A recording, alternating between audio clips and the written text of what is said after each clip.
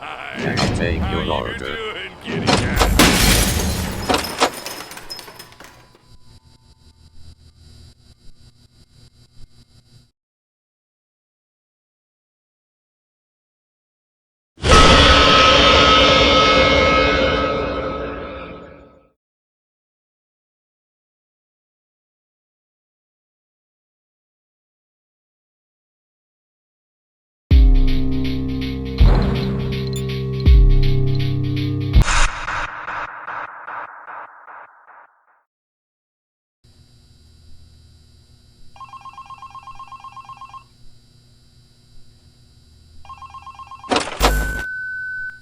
You have 1 new message. Still here, I see. Awesome job these last 2 nights. You're already way better than our previous night guard. He didn't even stand 2 nights before he brought a wrench to his shift and tried to destroy one of our animatronics. The animatronic in question is the Blank character, the one in the drawing room on camera 11, I think.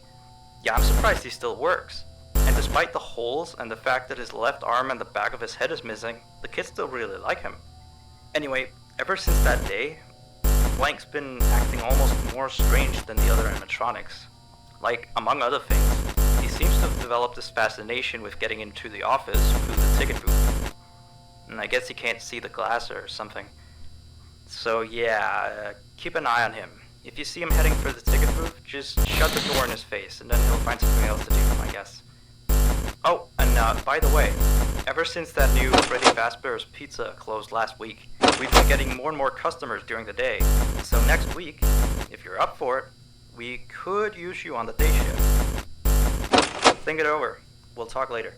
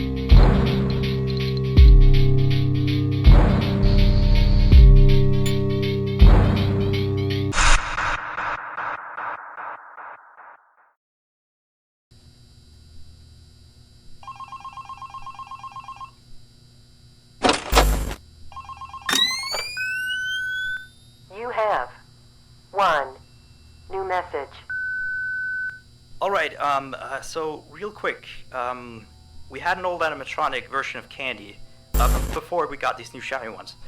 Anyway, he was supposed to be out of commission ever since he was involved in this incident with a customer. An adult customer, luckily.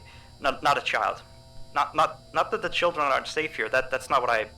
Anyway, our technician has tried to fix him up for some time, and he wants me to warn you that old Candy might start walking around as well. He should be in parts and service. That's camera 10, I believe. Keep a real good eye on him. He's quite big, so just be careful around him. That's all. Keep up with the good work. Oh, and I heard you took the day shift offer. Nice.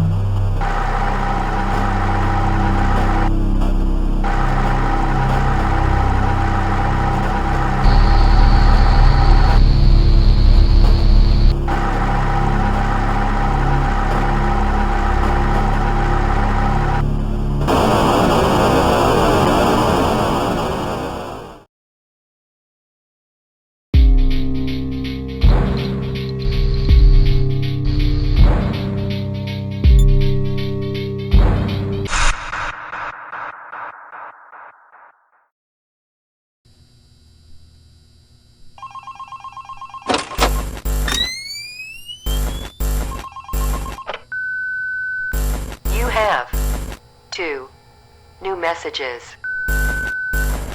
Hello again. So, the big boss man told me to inform you about our off-limit areas. I know that sounds kind of silly since you're supposed to be guarding the place, but the manager's adamant that we don't go where we're not supposed to be. He's mostly talking about the rooms that aren't on your little mini-map. They aren't on the map because it apparently isn't any of your business. Or ours, for that sake. Like that extra room next to the parts and service room. I believe you can see the door from camera 9. Ah, yes, thank you. Here, keep the change. Excuse the sound of my delicious latte. Anyway, the manager says it's just a storage room, but I've of course heard many stories from my superstitious colleagues. So it's either an extra kitchen, a staircase to a secret underground tunnel, or it's where he puts his bowling equipment because he doesn't want his wife to know he's still bowling. Of course, I don't believe it's anything special, to be honest. I overheard him talking about the room once. He mentioned something about some old, unused stuff. Maybe he's hiding a smile in there. Who knows? Yeah, sweetie. Anyway, I am all out of time. See you next week.